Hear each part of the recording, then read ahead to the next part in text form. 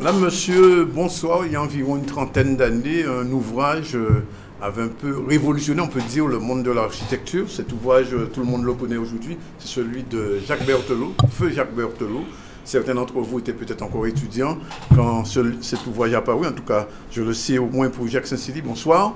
Je reçois ce soir la fine fleur de l'architecture guadeloupéenne. Alors, on va commencer par la dame, Madame Perrine Huguette, présidente de la Maison de l'Architecture. Bonsoir. Bonsoir. Jacques Saint-Cylie, on appelle Jackie aussi, architecte et directeur du Conseil en architecture urbanisée et environnement. Bonsoir. Bonsoir. Michel Corbet, architecte et premier vice-président du Conseil régional de l'Ordre des architectes. Bonsoir.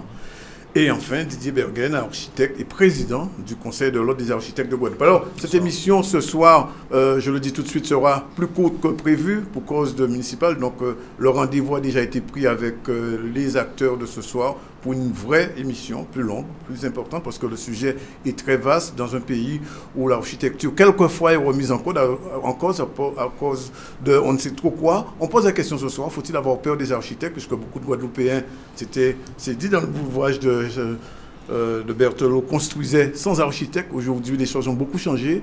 On prend l'exemple du centre hospitalier de Pointe-à-Pitre qu'on doit un jour reconstruire parce que, semble-t-il, il ne répond plus aux normes. Alors, messieurs, madame, rebonsoir. Est-ce que l'architecture se porte bien en Guadeloupe? Qui veut répondre? Oui, je pense qu'elle ne se porte pas trop mal. Oui. Il y a beaucoup de créativité, beaucoup de professionnels tout à fait compétents. Et l'architecture se porte pas trop mal. On a des belles choses qui se font. Évidemment, comme dans tout pays d'ailleurs, il y a beaucoup de choses qui se font sans architecte, mais pourquoi pas? Oui. Pourquoi pas? Vous acceptez que les choses se fassent sans architecte, monsieur le président de l'Ordre? Ben non, nous avons une réglementation à respecter et par rapport à cette réglementation, nous sommes régis par la loi du 3 janvier 1977 qui dit que toute personne qui doit construire pour lui-même ou pour ses ayants droit peut construire tout seul et déposer un permis de construire tout seul si la surface anciennement hors œuvre nette, qui est maintenant la surface de plancher, ne dépasse pas 170 mètres carrés. Là actuellement, au niveau du ministère, ils sont en train de revoir cette limite, cette limite du seuil de l'architecte à 150-160 mètres carrés.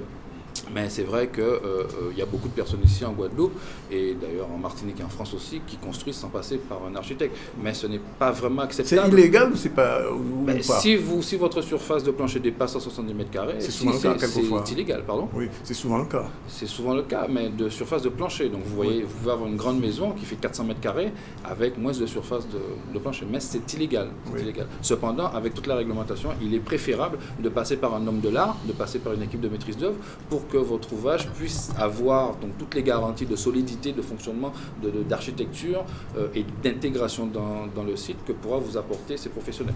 Alors, une autre question qui revient souvent à l'ordre du jour, et je la pose à M. Corbin, qui est vice-président. Souvent, les architectes guadeloupéens se plaignaient du fait que certains marchés leur échappaient et on appelait des conseils d'architecture qui n'étaient pas guadeloupéens.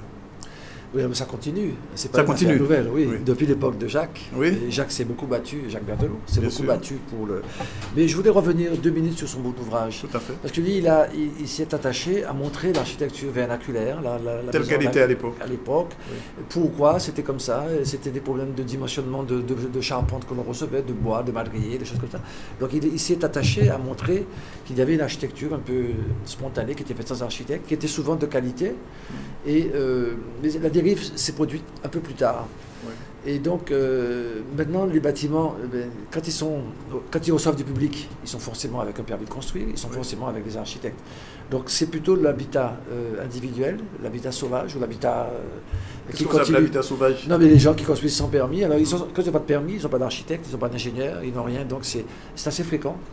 Et on les voit dans les campagnes un peu perdus, dans les grands fonds, des choses comme ça. On voit bien des maisons sans permis, et sans homme de l'art.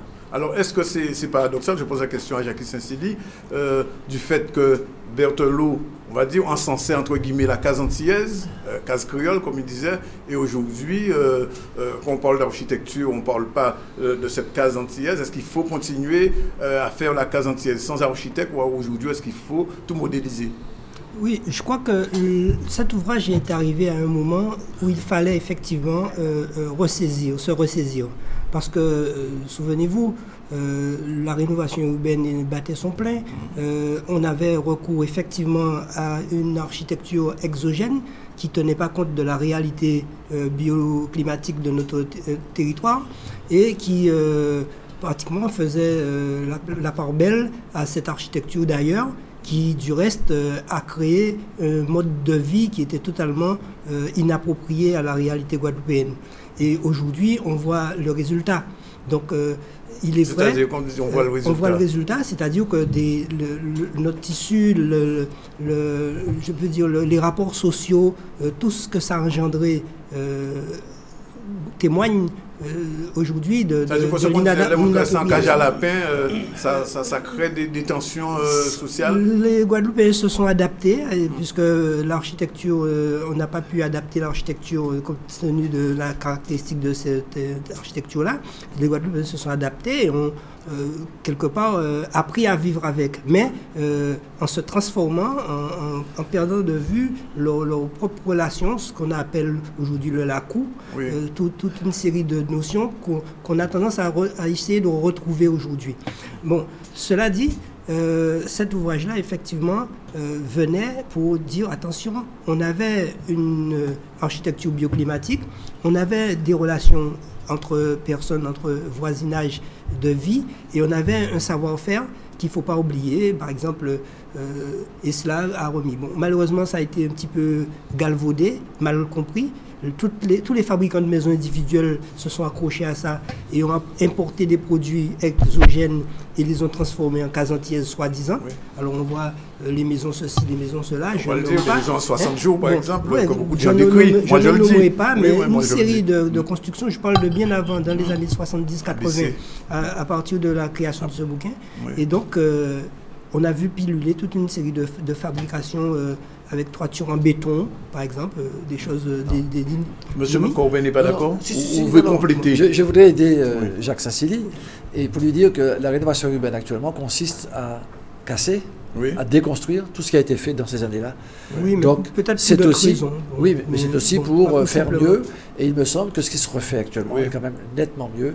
Il y a la réflexion a quand même a été plus poussée. Et l'idée qu'on puisse tous avoir une maison individuelle n'est pas possible. Oui. André Gunaud avait fait une étude sur ça. Il faut pas croire qu'on pourra tous avoir une maison individuelle, c'est pas possible. La Guadeloupe serait recouverte, compris le parc national et tout ça. Donc il va falloir vivre en collectif et dans des collectifs de qualité. Et ce qui se fait actuellement. Alors, mais pour un architecte, c'est une bonne chose de dire ça, de dire aux Guadeloupéens aujourd'hui que vous ne pouvez pas tous avoir une maison. C'est une réalité. La surface n'a pas grandi depuis, autant que je sache, depuis Christophe Colomb. Hein. Oui. Et donc on a besoin de terres agricoles, on a besoin de parc national, on a besoin de choses comme ça. Donc l'idée que chacun pourrait avoir sa maison est impossible. Oui. Vous confirmez, monsieur le président? Oui, je confirme parce que nous avons aussi la réglementation des plus qui est en vigueur. Donc nous avons plusieurs plus qui doivent sortir et 2 ou 3 plus qui sont déjà sortis. Alors, donc les plans locaux d'urbanisme qui remplacent les postes, d'accord, les plans d'occupation du sol, les plans d'occupation du sol et qui limitent un petit peu. Donc Michel parlait tout à l'heure des zones. C'est vrai que les zones agricoles et les zones urbaines sont mieux définies. Oui. On a une orientation urbaine, un développement du territoire qui se fait beaucoup mieux. Maintenant, on ne peut pas construire à tout va, c'est vrai, et comme Michel disait, construire une maison individuelle, chacun, vous savez, il y a le problème et Jackie le connaît bien, il y a le problème de l'indivision. Beaucoup de personnes ont de grands terrains et ne savent pas quoi en faire, et à partir de là, ça pose problème. Donc nous avons une concentration de tout ce qui est architecture, logement dans les bourgs. Nous avons la rénovation urbaine de Pointe-à-Pitre, nous avons la rénovation urbaine des Abîmes, qui fait que nous montons en densité, mais on ne peut pas trop monter non plus, parce que la preuve, les tours gabarres sont à refaire, sont à détruire d'abord. Est-ce qu'il faudra refaire des tours de ce type-là? On peut refaire des tours, mais pas aussi hautes, mais ce n'est pas ça le problème. Excuse-moi, ce n'est pas ça le problème. Le problème, c'est de trouver où loger tous ces gens-là qui, il y a 45 ans, étaient logés dans un habitat, dans la première rénovation urbaine de Pointe-à-Pitre. Là, on parle de la rénovation urbaine de Pointe-à-Pitre. Des bars. Tessier et Croveau qui avaient commencé à faire ces bars. Et maintenant, nous avons un autre type d'architecture qui se rapproche plus un petit peu de notre architecture locale, parce que nous avons maintenant une architecture qui fait que les gens se sentent mieux. On ne vit plus dans des cages à poules, comme on disait. Quand on vit... Enfin, moins si vous voulez dire, hein, parce qu'il y en a encore. Hein. En plus, à Henri Didier, IV, il y en a encore. En Hein. plus, Oui, il mais faut- Henri IV sera... ce n'est pas Ça nouveau. sera rasé, si oui. l'on en vient à des notions statistiques, l'ONU Habitat stipule que dans 20 ans, dans 30 ans, 80% de la population mondiale, 75% disons de la population mondiale sera urbaine. Donc ça c'est déjà un fait. Mais aussi lorsqu'on regarde une enquête que nous avons menée au CAUE en 2006, cette enquête-là montrait que la population n'est pas hostile à vivre dans l'habitat collectif. Pour cela, il faudrait que l'environnement de cet habitat collectif soit performant. aménagement D'autant particulier. qu'en ville, on retrouve tous les besoins de la société, le commerce, enfin, tout un certain nombre d'équipements. Donc, il ne faut pas dire que tout le monde voudrait habiter. Moi, je ne crois pas que c'est vrai. Ce n'est pas vrai. Ce n'est pas une assertion vraie de dire que tout le monde veut une maison individuelle. Cela dit, le confort d'une maison individuelle est certes peut-être plus agréable que vivre en ville, pour certains, mais en tout cas, cette solution-là, elle ne correspond pas à une vraie demande. Madame Huguet. En fait, je pense qu'effectivement, tout le monde n'a pas forcément envie de vivre dans une maison individuelle. Il y a beaucoup de gens qui aiment l'urbain. Et surtout, ce qu'il y a, c'est que tous les logements ne peuvent pas se concevoir sans tous les équipements qui vont avec. Oui. Et les équipements, ce sont les routes, ce sont les écoles, ce sont les commerces, ce sont les transports, etc. Et quand on a une population quand même importante à loger, et c'est le cas un peu dans le monde entier, qui se rapproche de l'urbain parce que de la zone urbaine, parce que le travail est à ce niveau-là, parce que tous les équipements sont à ce niveau-là, obligatoirement, il faut concevoir des logements pour ces gens-là, et ce ne sont pas des logements individuels. L'intérêt, c'est qu'à l'heure actuelle, on le pense un peu mieux. Oui. On va le penser avec une expérience qu'on n'avait pas à l'époque de la première rénovation urbaine de Pointe-à-Pitre. On n'avait pas ce recul de l'expérience qui fait que même en métropole, on change ça, on déconstruit pour reconstruire mieux, en pensant plus aux gens, à la mixité sociale et à beaucoup de choses comme ça. Alors, la question que je vais aborder avec vous, on l'a à peine effleurée tout à l'heure. Est-ce que le logement groupé, je veux dire comme ça, l'habitat groupé qui existait, les HLM, le premier vague qui existait à Pointe-à-Pitre particulièrement, ont créé des tensions sociales, ont modifié le comportement sociologique des Guadeloupéens? C'est mitigé. Je pense que c'est mitigé. Autant peut-être aujourd'hui, ce sont des foyers de délinquance, si on peut dire, ou des foyers de parce qu'ils n'étaient pas aménagés, l'autour, il n'y avait rien voilà. autour. Hein. Mais ça s'est un peu dégradé dans le temps et on ne peut pas accuser forcément ce type d'habitat d'avoir généré la délinquance. Il y a d'autres phénomènes qui phénomènes de mode, l'arrivée d'Internet, les échanges culturels ou entre guillemets ce qu'on voit dans les bas quartiers de New York ou d'ailleurs, aujourd'hui sont à notre porte. Cela dit, on peut dire aussi que quand je disais tout à l'heure que la population s'est appropriée ces logements et s'est transformée, ben, aujourd'hui, il n'y a qu'à écouter les interviews. Les gens regrettent leur bar, là où ils étaient sur les balcons. Ils pouvaient parler, ils pouvaient se revoir. Ils pouvaient communiquer, c'est ça. Communiquer. Oui, ils avaient créé un lien social. Il y avait un lien social créé. Le problème, c'est qu'avec la déconstruction actuelle, ce lien social, il est cassé. Et donc, il faut faire très très attention. C'est ce qui est fait, justement, de garder ce lien social entre les gens, entre les voisins. Il y avait un vrai... Alors, je voudrais aborder la question des dents creuses, mais avant ça, encore une autre question générale. Quand, par exemple, vous avez des chantiers, entre guillemets, comme les Abîmes, la rénovation urbaine de Pointe-à-Pitre des Abîmes, comment les architectes que vous êtes, vous réagissez, comment êtes-vous consultés ou êtes-vous écoutés? Oui, en fait, nous sommes obligés d'être consultés et écoutés. Écoutés maintenant, jusqu'à quel point, je ne sais pas, parce que ce sont des programmes qui sont politiques. Oui. Et l'architecte est là pour pouvoir concevoir le quartier. Oui.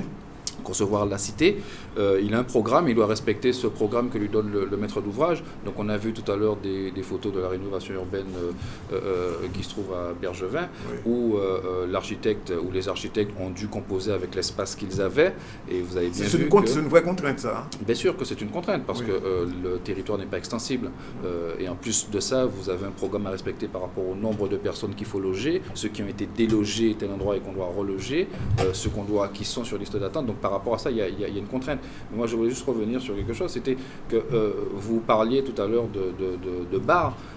Au départ, la genèse même de la rénovation urbaine dans les années 60-65, lorsque les gens ont été délogés quand ils habitaient dans leurs cases et qu'on les a mis dans des immeubles, vous savez que là, ils étaient un petit peu fâchés parce qu'ils avaient leur habitude. Oui. Maintenant, il y a eu une autre période où, Jacques le disait, on était bien.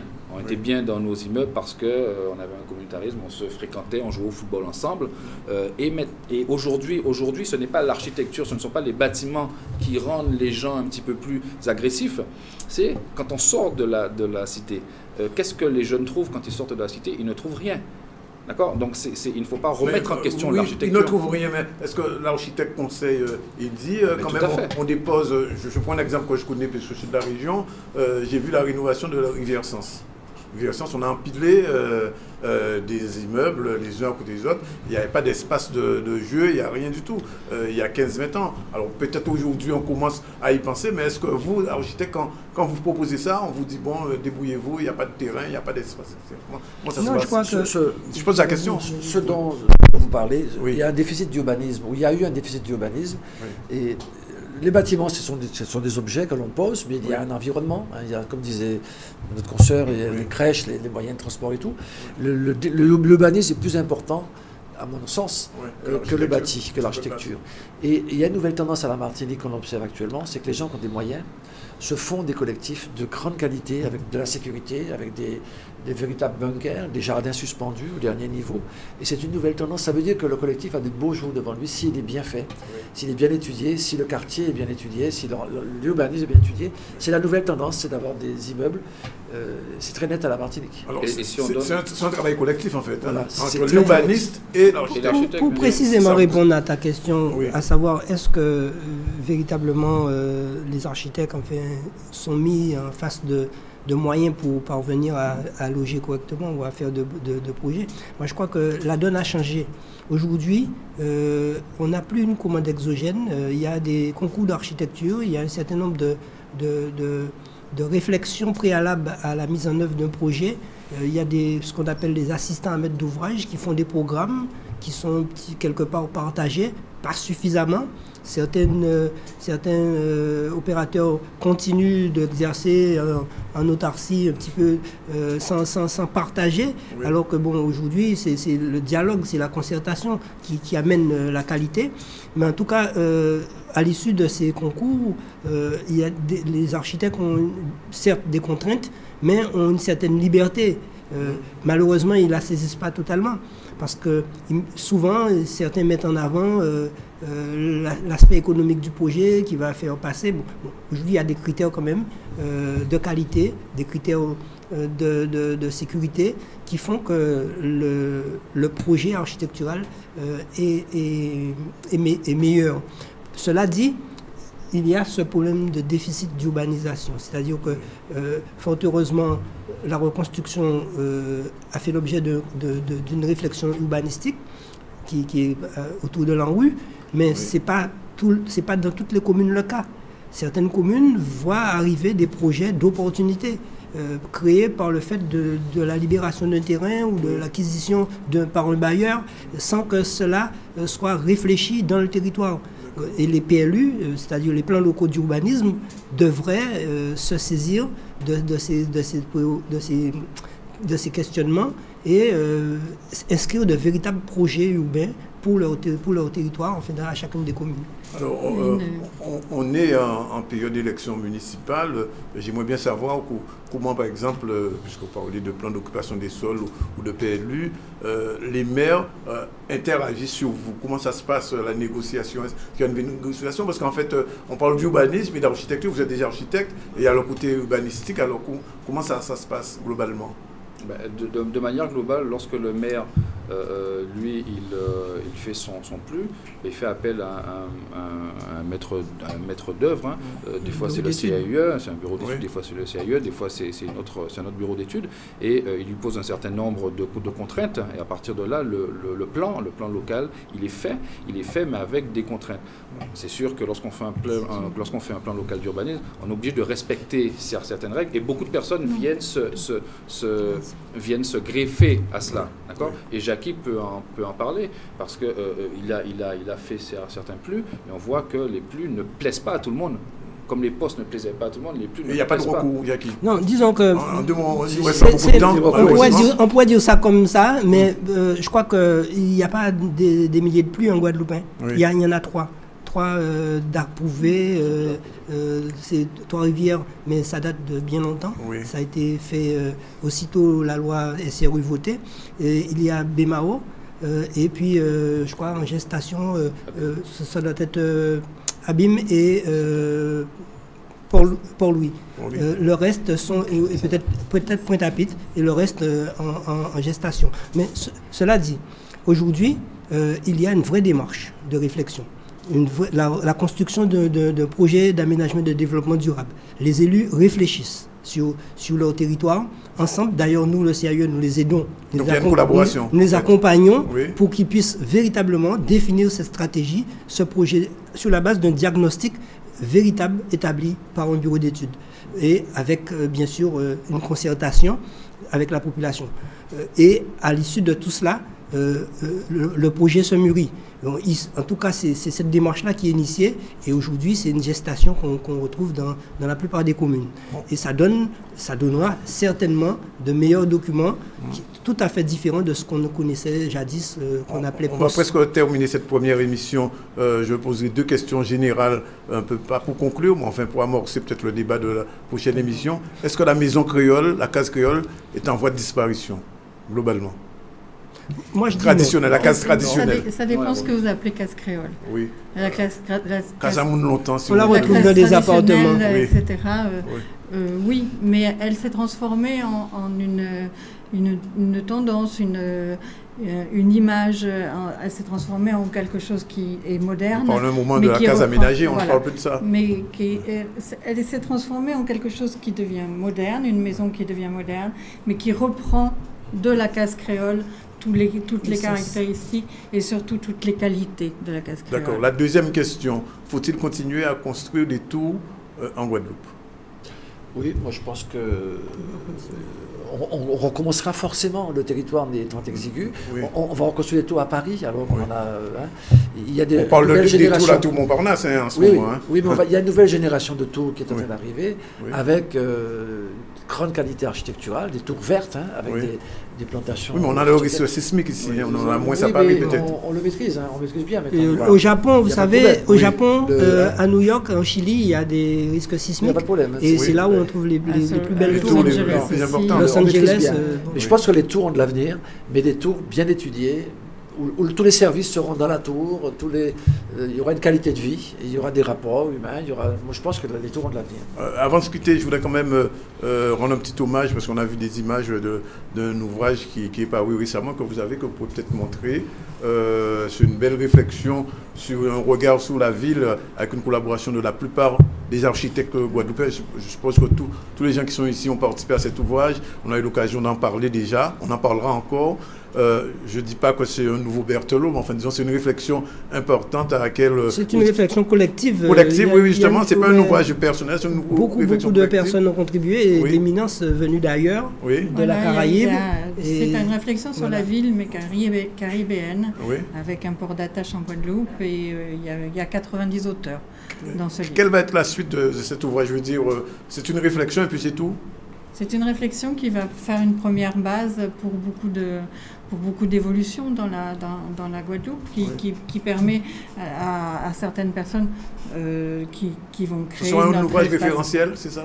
Oui, c'est une référence. je pense. Oui, Alors, c'est une référence. Juste pour vous embêter, alors ça veut dire que Berthelot est dépassé aujourd'hui? Non, mais c'est Ah deux non, choses totalement différentes. ça n'a rien à voir. C'est totalement Ça n'a différent. strictement rien à voir. Cela dit, J'attendais la réaction. Je pense oui. que si Jacques Berthelot était encore des nôtres, Oui. il aurait participé. Il aurait participé Il aurait participé au nécessairement. ménage de la ville, Ah, c'est car il vrai. avait l'esprit critique Tout à fait. très très. nombre d'effets sont déjà mesurables sur le territoire, hein. Oui. Ne serait-ce que les espaces délaissés, les d'arboussiers, toute une série de choses se passent et je pense que le travail réalisé qui a conduit à mettre en œuvre ce livre fait son chemin et les maires en savent quelque chose, ceux Bien. qui ont participé ou contribué. Alors, je vais tous vous couper le sifflet là comme ça, brutalement. Mais je promets à nos téléspectateurs et à vous aussi et aux gens qui souvent étaient passionnés par cette émission parce qu'on devait avoir des appels d'auditeurs et je sais que les téléspectateurs sont très friands de ce genre d'émission. On va se retrouver, je vous le promets. Je vous remercie d'être venus, madame, messieurs. Ce n'est qu'un début et après les municipales, c'est sûr qu'on fera la vraie émission sur l'architecture. On n'aura pas peur des architectes. Merci d'être venus. Bonsoir et on se retrouve la semaine prochaine à 19h et non plus à 20h30 comme je l'avais pensé. Salut. Merci à vous. Merci.